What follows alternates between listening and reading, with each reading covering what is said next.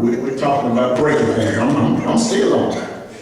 So the first point is this woman gives her best. She gives the most expensive thing that she had. And she gives this because Jesus is on his way to Calvary. The second point follows off of verses 4 and 5, and I want to give you this. Next, in order to break things, and this is going to touch somebody real good in here. In order to break things, secondly, we must understand people will always have something to say. Yes. Somebody say, stay there. I'm going to stay here whether you like it or not anyway.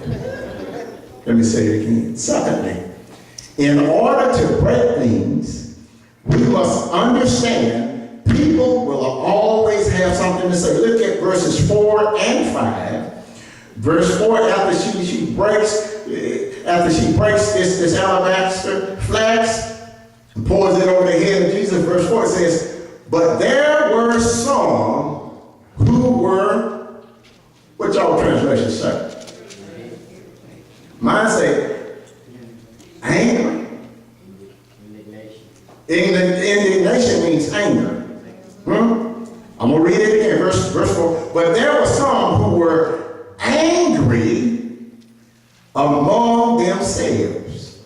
And said, why was this fragrant oil wasted? I'm going to read verse 5 and I'm going to deal with it. Verse 5 it says, for it might have been sold for more than 300 denarii and given to the poor, and they criticized her sharply. All right. Now the second point is, in order to break things, we must understand that people will always have something to say. When you do something in the church that nobody else wants to do, haven't volunteered to do, they are going to talk about you. And I don't stutter. I just want you to hear it a couple times. They're not going to do it. You do it, and they got a problem. All right. Don't you let an African in here stop you from breaking things to show Jesus Christ how much you love. Yes. They didn't buy for you. They didn't wear a crown of thorns over their head for you. They wasn't placed on a cross. All right now. And so that's how we must understand people always have something to say.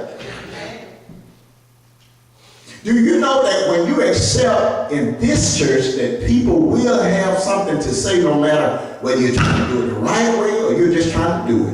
When you accept that you can move on and receive the blessings that God has for you? Yes.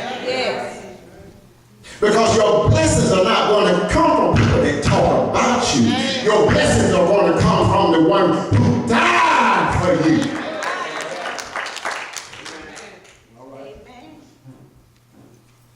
And so what really the text it shows me is that religious people and church people have been talking since creation. What I just said is this is nothing new. Guess what? If they talked about Jesus,